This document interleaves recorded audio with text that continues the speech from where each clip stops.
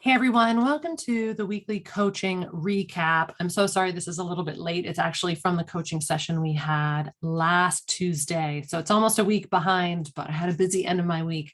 But I want to hop on here to share with you really quick some of the highlights of the mentorship session we had over in Misfit to Maverick.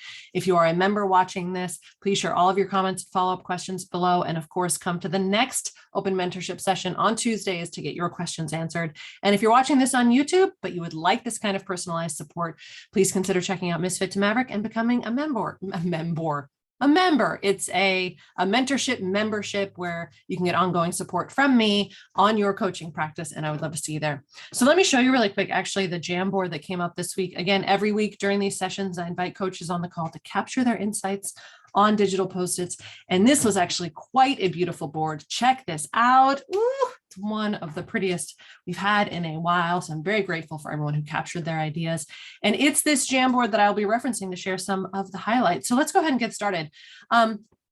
One of the biggest things that came up was one of the coaches has two interesting partnerships that are kind of reaching different transitions. One is someone who she's been coaching for free for about 6 weeks. They're about to reach the end of their 6-week partnership. And she's like, what do I do now? The other one is someone who's been paying her, but they're kind of reaching the end of that. This person still wants to keep working with her, but how does she transition her, let's say, to the next phase of her work? And the big thing that emerged out of this is to remember that as the coach, you are the leader. One of your roles is to be the contractor of this coaching partnership, or to be the architect of the container and to lead your client into it. Now, that does not mean that you are leading your client into the content, right? The content of the coaching is likely going to come from them and the questions and the struggles that they're having and what it is that they want to work on. But the container is yours to structure and to be very clear and to take a stand of leadership when you let someone know what the next steps are. So in the case of someone, let's say you're coaching someone, you've been coaching them for free for a while, you can say, we're coming up on our last session. I would like to take that time to review everything that you've learned during our time together and help you figure out some next steps. And if you would like to talk about working together for another set of sessions, we can set up another time to do that. We can have another discovery call. Or for someone, let's say, who has been paying you and you're reaching the end of your partnership, but they want to keep going. One of my favorite things to do, actually, when a client is coming to the end of one period of time but wants to continue, is I will say, you know, we're going to do a fresh discovery call. We're going to consider this next phase as if it's a new opportunity to work together. And we're going to zoom out and really look at what are your next goals over the next 3 to 6 months, and kind of recontract and redevelop what the coaching partnership is going to look like.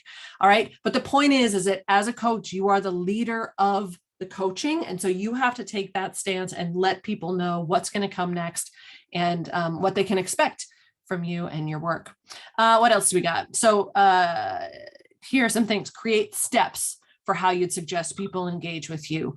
You are the architect of your sessions. Lead them. It's not an ending, it's a crossroads. A new discovery call could be a good move here, right? Use the opportunity for a fresh discovery call, even with clients you've been working with for a while.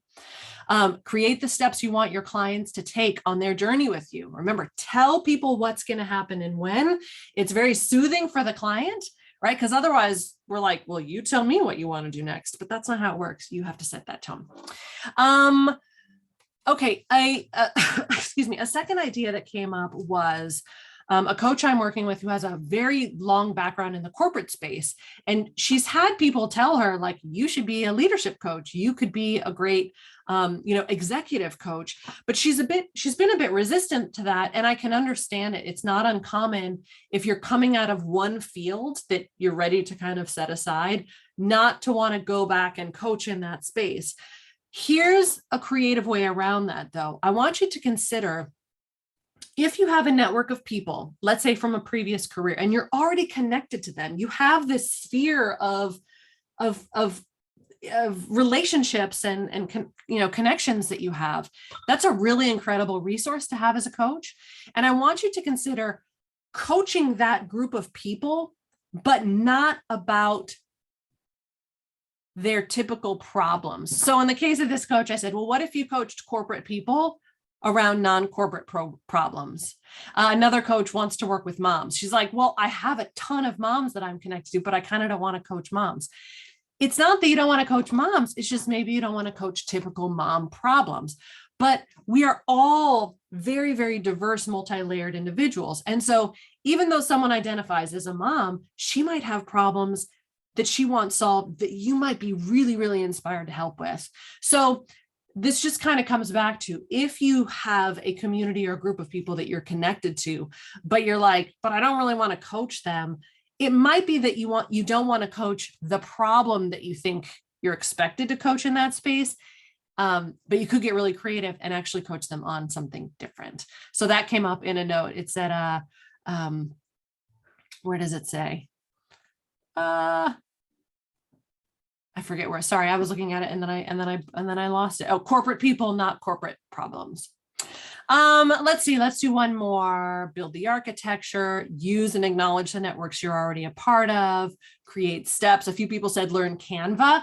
Canva is a really, really useful tool that you can get a free account, and you can actually create a graphic that shows someone the steps of how to work with you. Step 1, let's have a one-on-one discovery call, free. Step 2, maybe that's where you do your larger coaching experience that you want them to partake in. Or sorry, step 2. I'm a little bit tired. I have a new puppy, by the way, so I haven't been getting a lot of sleep. A final note here. Someone wrote down worry later. And I just love that phrase. I'm using it a lot. So again, someone on the call said, oh my gosh, I'm hosting this workshop this week. What if like no one comes? And I'm like, well, worry about that later. Worry about it later. You don't have to worry about it now. It's not currently happening. So sometimes it's helped just to like bring ourselves down into the present moment and realize that we cannot predict what the future is going to hold. And if we find ourselves catastrophizing and that's keeping us from taking action, just notice it, have grace for yourself and say, well, I'll just worry about this later and keep going because you've got this. All right. I hope you found these notes helpful. Sorry if it's a bit disjointed. Like I said, I am a little bit tired from this new puppy we have in the house, but I'm glad that I could come and share some of these highlights with you. Please share your comments down below, whether you're on YouTube or you're watching and missed it to Maverick, and I will see you again soon. Be well.